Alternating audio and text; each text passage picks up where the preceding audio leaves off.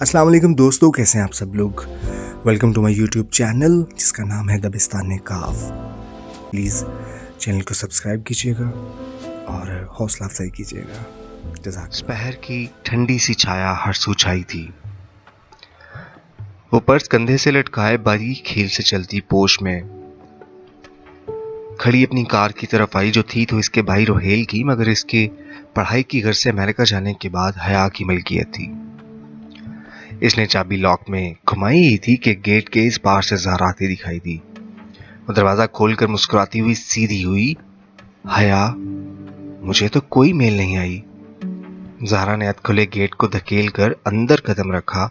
उसके चेहरे पर उदासी थी। वो दरमियानी शक्ल सूरत की स्टाइलिश सी लड़की और हया की हम उम्र थी। कोई बात नहीं, 1-2 दिन में आ जाएगी, तुम फिक्र ना करो, हमने साथ ही अप्लाई किया था। मेरा सिलेक्शन हो गया है तो तुम्हारा भी हो जाएगा। हया ड्राइविंग सीट का दरवाजा आधा खोले खड़े खड़े बताने लगी। मगर स्कॉलरशिप प्रोग्राम कोऑर्डिनेटर के ऑफिस के बाहर जो आज लिस्ट लगी है, इसमें भी मेरा नाम नहीं है। और मेरा सिर्फ तुम्हारा है। हमारे डिपार्टमेंट से और एनवायरमेंटल साइंसेस की एक लड़की खतीजा राना का। मेरा ख्याल है मेरा सिलेक्शन ही नहीं हुआ। ओह, इसे वाकईतन अफसोस हुआ। रात फोन कॉल के बाद इसकी ज़ारा से अब बात हो रही थी। खैर, तुम कहीं जा रही थी? ज़ारा चेहरे पर दोबारा बशाश लाते हुए पूछने लगी। हाँ, मार्केट जा रही थी इरम के साथ। दावर भाई की मेहंदी का फंक्शन है और मेरे लहंगे के साथ की हील्स गुम हो गई हैं। शायद काम वाली उठा कर ले गई है। अब नए जूते लाने पड़ेंगे। तुम चलोगी? वो गाड़ी से कोहनी टिकाए तफसीलन बताने लगी।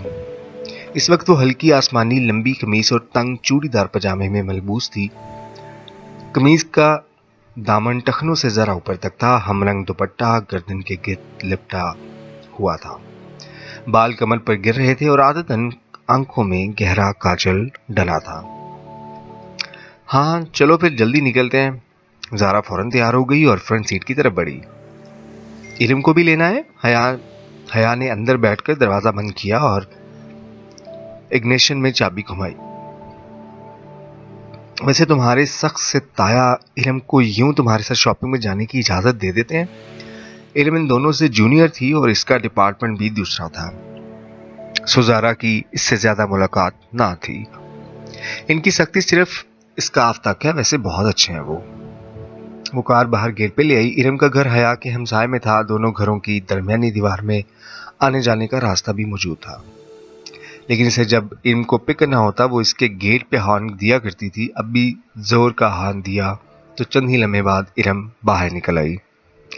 कासनी कमीज लंबी और ट्राउजर में मलबूस हम रंग दुपट्टा फैलाकर सामने लिए, चेहरे के गिर्द मैचिंग कासनी स्कार्फ लपेटे वो तकरीबन भागती हुई पिछली सीट के दरवाजे तक आई थी। हेलो हया, हेलो ज़ारा। बेतकल्लुफी से चहकते हुए इसने अंदर बैठकर दरवाजा बंद किया। हया के साथ आउटिंग के प्रोग्राम इसे यूं ही खुश करते थे। कैसी हो इरम? तुमसे तो मुलाकात ही नहीं हो पाती। ज़ारा ने तिरछी होकर रुख पीछे को किया।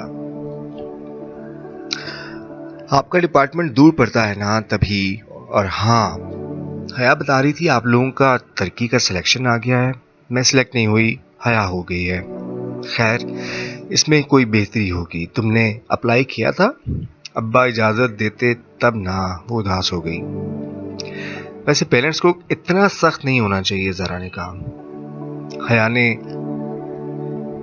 तादीबी नजरों से इसे घूरा कि कहीं पहले से एहसास कमतरी में मुब्तला इरम मजीद उदास ना हो जाए, मगर ज़रा गर्दन मोड़े पीछे देख रही थी और इरम हस्बे तवक्का उदास हो गई। अब्बा भी पता नहीं किस पे चले गए। इतनी गर्मी में स्कार्फ लेना आसान होता है क्या? और फिर कल मेहंदी के लहंगे की भी आधी आस्तीन नहीं बनाने दी मुझे। हया की भी तो आधी आस्तीन है।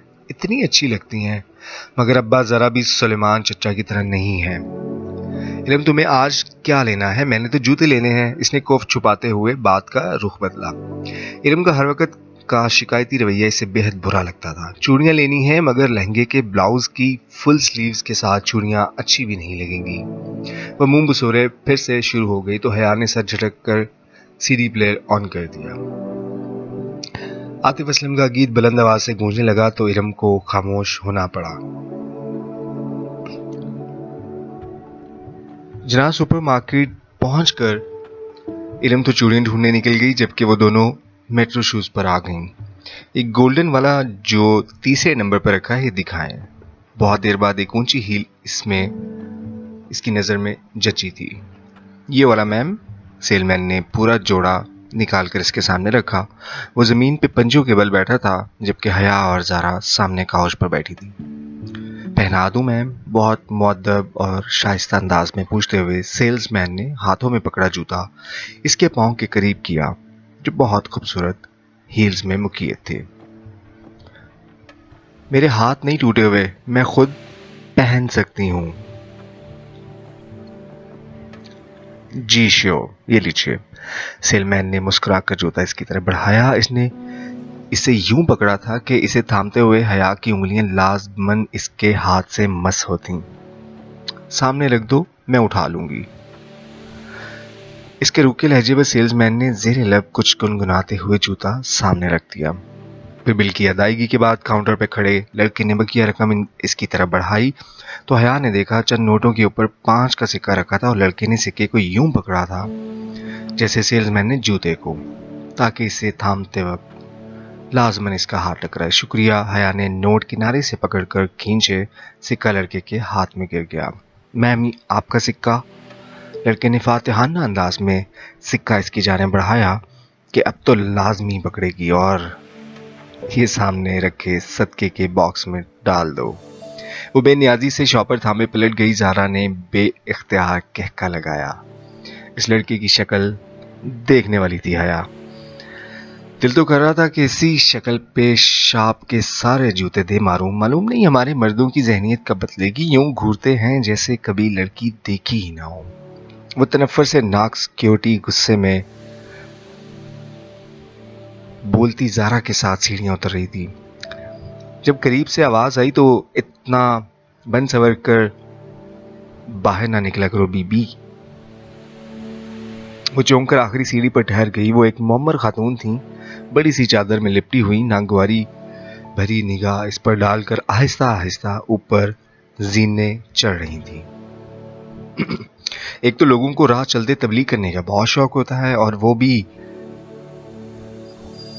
بہت کچھ کہتی، مگر زارا اس کو کوہنی سے تھامے وہاں سے لے آئی۔ تبھی ارم سامنے سے آتی دکھائی دی۔ اس کے سینے پہ پھیلا دوپٹہ اب سمٹ کر گردن تک آ گیا تھا۔ اس نے کچھ خاص شاپنگ نہیں کی تھی، شاید وہ صرف ان کے ساتھ آؤٹنگ پر آئی تھی۔ میٹرو سے وہ اسکوپ چلی گئیں کہ کچھ ہلکا پھلکا سا کھا لیں۔ رات کی دعوت تو تایا فرقان کی طرف تھی، جو وہ بیٹے کی شادی کے لیے جمع ہونے والے خاندان والوں کے لیے دے رہے تھے۔ میرے لیے پائنیپل سلش منگوا لینا، میں ذرا بیکری سے کچھ لے لوں۔ ارم جھٹ باہر کو لپکی۔ حیا نے گہری سانس لیتے ہوئے اپنی جانب کا شیشہ نیچے کیا۔ سرد ہوا کا تپیڑا تیزی سے اندر آیا، مگر اتنی سردی میں سلش پینے کا اپنا ہی مزہ تھا۔ وہ پارکنگ لاٹ میں موجود تھیں اور ٹھنڈی ہوا نے ساری جگہ کو گھیر لیا تھا۔ مغرب گہری ہو چکی تھی اور ہر طرف اندھیرا سا تھا۔ ارم خاصی کمپلیکسڈ لگتی ہے، نہیں؟ ارم دور ہو گئی تو زارا اس کی طرف گھومی، اور تم اس کی انہی کمپلیکسز کو ہوا دے رہی تھی۔ وہ الٹی اسی پہ خفا ہو گئی۔ تایا فرقان صرف اس کاف کی سختی کرتے ہیں، وہ بس اسی بات پہ خود ترسی کا شکار ہے، اور تم بھی اس کا ساتھ دے رہی تھی۔ میں نے سوچا کہ بیچاری نہیں ہے وہ بیچاری، اب اس کو بھی یہی سمجھانا کہ خواہ مخواہ کی خود ترسی سے نکل آئے۔ ویٹر ہاتھ میں کارڈ پکڑے حیا کی طرف کھلے شیشے سے باہر آ چکا تھا۔ تمہیں یاد ہے زارا، پچھلے سال جب یونیورسٹی والوں نے ہمیں ترکی کے ٹرپ کی آس دلائی تھی اور آخر میں پہنچ کر سارا پروگرام ہی کینسل کر دیا تھا؟ آرڈر لکھوا کر وہ شیشہ اوپر چڑھاتے ہوئے یاد کر کے کہنے لگی۔ میں تو اتنی مایوس ہو گئی تھی کہ سوچا بھی نہیں تھا کہ کبھی ترکی جا سکوں گی۔ اس کی آواز میں آس جڑنے کی خوشی در آئی تھی۔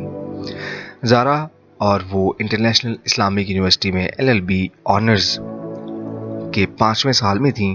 ان کا 7واں سیمسٹر درمیان میں تھا جب یورپی یونین کی انسپانسرڈ اسکالرشپ کا اعلان ہوا، جس کے ماتحت یورپ اور ایشیا کی یونیورسٹیز کے مابین طلبہ کا تبادلہ ہونا تھا۔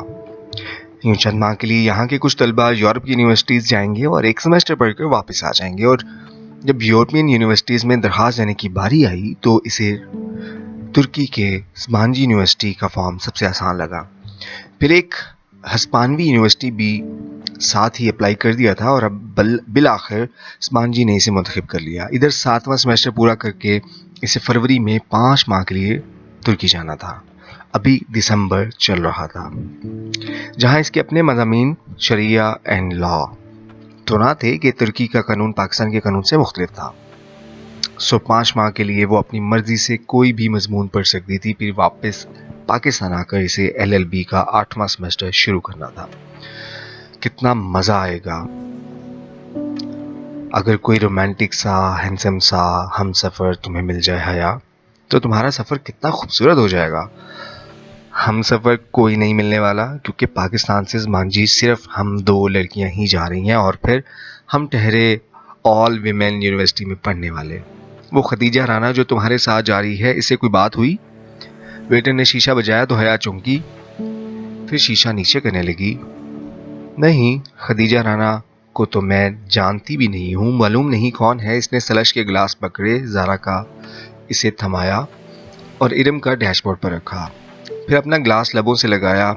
ٹھنڈا سا سلش اندر تک اتر گیا. بے دھیانی میں وہ شیشہ بند کرنا کب بھولی اسے علم نہ ہو سکا. دفتن زارا کا موبائل بجا. زارا نے سپ لیتے ہوئے موبائل کان سے لگایا. ہیلو اماں جی. کیا؟ آواز خراب ہے، 1 منٹ. زارا کے فون پہ غالباً سگنل ٹھیک نہیں آ رہے تھے. وہ سلش کا گلاس ہاتھ میں پکڑے دروازہ کھول کر باہر چلی گئی. حیا اپنے گلاس سے چھوٹے چھوٹے سے سپ لیتے زارا کو ون سکرین کے پاس سے دیکھتی رہی. اب وہ دور ایک درخت کے ساتھ کھڑی فون پہ بات کر رہی تھی. ہیلو مائی لیڈی کو ایک دم سے اس کے بہت قریب آ کر بولا. وہ ڈر کر اچھلی. ذرا سا جوس کپڑوں پر چھلک گیا. کھلی کھڑکی پر ایک عورت مسکراتے ہوئے جھکی تھی. میک اپ سے اٹا چہرہ چمکتا ہوا، آئی شیڈ بھڑکتی ہوئی سرخی، بالوں کا جوڑا، چمچم کرتے کپڑے. وہ عورت نہیں تھی مگر وہ مرد بھی نہیں تھا. کیسے ہو جی؟ وہ اس کی کھڑکی پہ پورا جھکا کھڑا تھا. گلاس اس کے ہاتھ میں کانپا. بے اختیار اس نے شیشہ اوپر چڑھانا چاہا مگر اس کے ہاتھ درمیان میں تھے. ڈرو نہیں باجی جی، میں آپ کی دوست ہوں، ڈولی کہتے ہیں مجھے. ہٹو ہٹو جاؤ. وہ گھبرا گئی. خواجہ سرا کے وجود سے سستے پرفیوم کی تیز خوشبو اٹھ رہی تھی. اسے کراہت سی محسوس ہوئی. ذرا بات تو سنو. اس نے چہرہ مزید جھکایا اور اس سے پہلے کہ وہ آگے بڑھتا حیا نے سلش کا بھرا ہوا گلاس اس کے منہ پر الٹ دیا. ٹھنڈی ٹھار برف چہرے پہ پڑی تو وہ جھٹکے سے پیچھے ہٹا. اس نے پھرتی سے شیشہ اوپر چڑھا لیا. سنو جی. وہ مسکرا کر چہرہ صاف کرتا شیشہ بجانے لگا. بند شیشے کے باعث اس کی آواز ہلکی ہو گئی تھی اور اب وہ کوئی گیت گنگنانے لگا تھا. کپ کپاتے ہاتھوں سے اس نے اگنیشن میں چابی گھمائی اور گاڑی وہاں سے نکال لائی. بیکری کی داخلی دروازے کے سامنے کار لا کر اس نے پلٹ کر دیکھا. وہاں درختوں کے ساتھ وہ ڈولی نامی خواجہ سرا ابھی تک کھڑا تھا. وہ اس کے پیچھے نہیں آیا تھا اور اب گا بھی نہیں رہا تھا، بس خاموش گہری نظروں سے اسے دیکھ رہا تھا. اسے بے اختیار جھجری سی آئی. کہاں رہ گئی ہیں دونوں؟ اس نے جھنجھلا کر ہارن پہ ہاتھ رکھ دیا. پھر گردن موڑ کر دوبارہ دیکھا. وہ ابھی تک اسے ہی دیکھ رہا تھا. علم اور زارا کو ڈراپ کر کے وہ سیدھی اپنے کمرے میں آئی تھی. ڈنر کا وقت ہونے والا تھا. اس نے یہ کپڑے ڈنر کی مناسبت سے ہی پہنے تھے مگر جوس چھلکنے کی وجہ سے ذرا سا داغ پڑ گیا تھا. اس نے جلدی سے دوپٹے کا وہ حصہ دھو کر اسے استری کیا. اسے رہ رہ کر خواجہ سرا یاد آ رہا تھا. اس برادری کے لوگ اکثر پیسے مانگتے ہیں مگر ایسی حرکت تو کبھی کسی نے نہیں کی تھی. اس خواجہ سرا کی عجیب نگاہیں اور انداز اسے پھر سے جھرجھری آئی. پھر جو اپنی تیاری سے مطمئن ہو کر وہ باہر آئی اور لابی کا دروازہ کھولا تو پاؤں کسی چیز سے ٹکرایا. چونک گئی. دروازے کے ساتھ فرش پر سفید اد کھلے گلابوں کا بکے پڑا تھا. وہ جھکی اور بکے اٹھایا، ساتھ میں ایک بند لفافہ پیدا. وہ دونوں چیزیں اٹھا کر سیدھی ہوئی اور لفافہ کھولا جس پہ حیا سلیمان لکھا تھا.